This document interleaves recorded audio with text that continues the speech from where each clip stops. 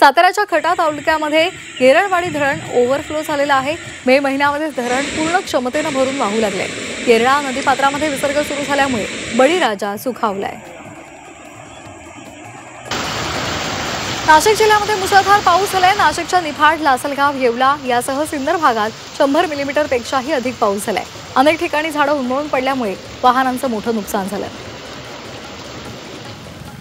कर्नाटकच्या किनारी भागात पुढील 4 ते 5 दिवस पावसाचा रेड अलर्ट घोषित करण्यात आलाय। सलग तिसऱ्या दिवशी मुसळधार पावसामुळे तिथलं जनजीवन विस्कळीत झालंय। या ठिकाणी ZDRFची पथकं सुद्धा तैनात करण्यात आली आहेत। चाकणमध्ये पावसानं हाहाकार माजवलेला आहे। ओढे, नाले दुथडी भरून वाहू लागलेत। तसंच बहुळ गावाजवळच्या पुलावरून पाणी वाहायला लागले। यामुळे चाकण शिक्रापूर महामार्गावर वाहतूक ठप्प झाली। धोकादायक पाण्यातून प्रवास करू नये असं आवाहन सुद्धा प्रशासनानं नागरिकांना केलंय। मावळ तालुक्याला मुसळधार पावसानं झोडपून काढलंय। पावसामुळे बाजरी पिकांचं मोठ्या प्रमाणात नुकसान झालंय। सततच्या पावसामुळे उभ्या पिकांना बुरशी लागलेली आहे। तसंच हातातोंडाशी आलेला घासही हिरावला गेलाय।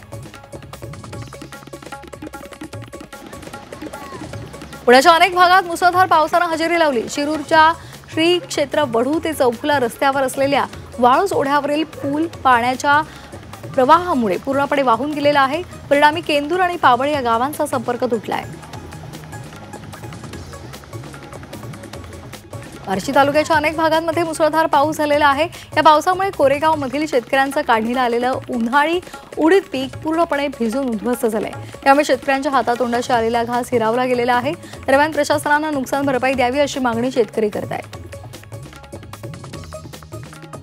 सोलापूर जिल्ह्यामध्ये सुरू असणाऱ्या जोरदार पावसामुळे भोगावती नदी दुथडी भरून वाहते। गेल्या अनेक महिन्यांपासून भोगावती नदी कोरडी पडलेली होती। दरम्यान जोरदार पाऊस झाला आणि त्यामुळे नदीकाठच्या गावांना आता सतर्कतेचा इशारा सुद्धा देण्यात आलाय। येवला तालुक्यामधील अनेक भागांमध्ये मुसळधार पाऊस झालाय। या पावसामुळे निळखेडे गावातील सुनील कदम या शेतकऱ्याचा 3 एकरवरच्या शेतामधला पूर्ण कांदा भिजून गेलेला आहे आणि तो नासलेला आहे। त्यामुळे शेतकऱ्याचं आर्थिक नुकसान झालंय। दरम्यान प्रशासनानं पंचनामे करावेत आणि आर्थिक मदत द्यावी अशी मागणी शेतकरी करत आहेत। कोल्हापुरातील सोंडोली परिसरामध्ये पावसामुळे शेतीचं नुकसान झालंय।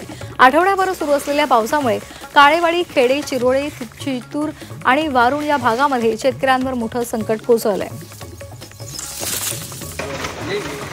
वाशिममधल्या मालेगावमधील वाकद, वाघूळ आणि शेलगाव गावांना मोठ्या प्रमाणात पावसाचा फटका बसलेला आहे। मुख्य रस्त्याची दयनीय अवस्था झाली आहे। पावसामुळे हा रस्ता पूर्णपणे चिखलमय झालेला आहे। रस्त्यावरील चिखलामुळे वाहतूक सुद्धा विस्कळीत झाली आहे।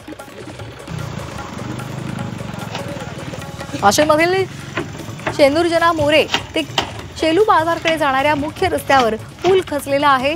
त्यामुळे नागरिकांना मोठ्या अडचणींचा सामना करावा लागतोय। शेतकरी, शाळकरी, मुलं त्याचबरोबर कामगारांना पर्यायी मार्गाचा वापर करावा लागतोय।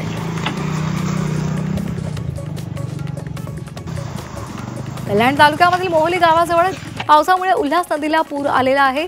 नदीच्या पाणी पातळीत झपाट्याने वाढ झाल्यामुळे 3 गुराखी त्यामध्ये अडकून पडले होते। KDMC अग्निशमन दल घटनास्थळी दाखल झाला आणि त्यांनी या सगळ्यांची सुटका केली। बदलापूरमध्ये अवघ्या 4 तासांमध्ये 160 मिलीमीटर पावसाची नोंद झाली आहे। उल्हास नदीने इशारा पातळी गाठल्यामुळे नगरपालिका प्रशासनानं 100 नागरिकांना सुरक्षित स्थळी हलवलेलं आहे। तसंच पूरस्थिती निर्माण झाल्यास 12,000 नागरिकांची राहण्याची व्यवस्था सुद्धा पालिका प्रशासनानं केलेली आहे। बदलापूरच्या कोंडेश्वर धबधब्यावर पर्यटकांनी गर्दी केली आहे। पहिल्यांदाच मे अखेरीस हा धबधबा ओसंडून वाहतोय।